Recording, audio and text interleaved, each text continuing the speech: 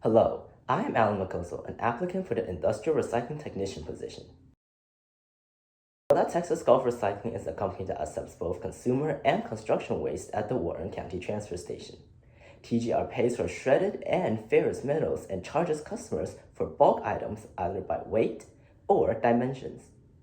It was recently RIOS certified to recycle solar panels, too. Customers can rent out dumpsters from Texas Waste Control or TGR itself. TGR operates heavy equipment such as trailers, grinders, and loaders near the scale house. TGR's location, Bowling, Texas, was built by the Texas Gulf Sulfur Company to mine sulfur from the Bowling Dome in the 1920s.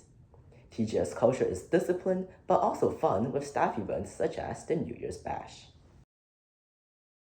While all candidates embody TGR's values of safety, customer excellence, integrity, innovation, and fun, I also share TGR's vision of a circular economy future. With this being my why, I am motivated to study company policies and practice saying specific phrases such as greetings and emergency communication codes on my own time. I present myself professionally by being early, moving fast, speaking confidently, and scoring my uniform if issued. My sense of pride for what TGR does is what drives my integrity. The recycling dumpster by the loading dock in my previous job is always overfilled due to several catered events daily. Staff is instructed to put the extra recyclables in a bin to be disposed of in an adjacent building. During a slow shift, I, the manager, went to the dumpster to flatten out boxes, put large compostable bowls in the compost bin, and cut up the styrofoam. This ended up freeing up so much space that the extra bin is now half empty. I never bragged about this to my supervisor, and other managers started to follow suit after noticing how much tidier the space has become. A security guard at a university asked my friend to edit a non-fiction book. Seeing that it was around 100,000 words, formatted poorly as a text file, and written by someone with limited English, my friend asked others to edit it. Most people sent the book back to my friend after only editing a few pages. I took on the task, promising to have it done in 3 weeks.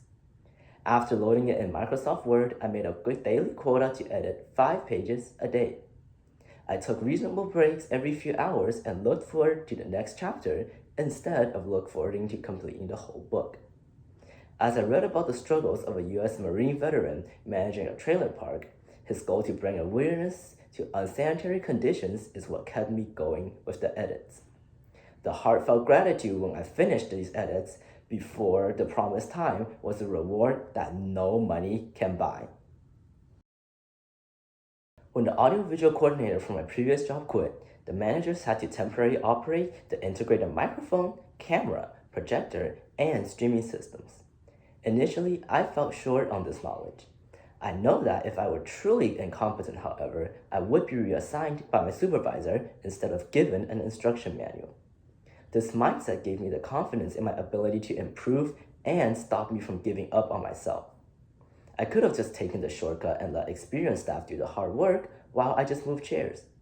Instead, I studied the wiring on my own time and did practice runs off the AV equipment on the empty rooms. I asked those more experienced than me for advice and was honest about my weaknesses. Eventually, I became the one to train others on how to use the system. I am built for this environment because I took down, cleaned, and set up for the next banquet in such a short time frame while working together with a team. However, it is not my experience but my work ethic that truly qualifies me. I respect chains of command and I know what kinds of questions to ask my coworkers versus immediate supervisors versus executives. When there is extra time, I don't loiter around and instead organize my gear. I walk with a sense of urgency, but not too fast that it is unsafe. I own up to my mistakes, acknowledge constructive criticism, and continue to improve without self-pity nor shame. Finally, I aim to be an effective follower by being active and a critical thinker instead of being a sheep.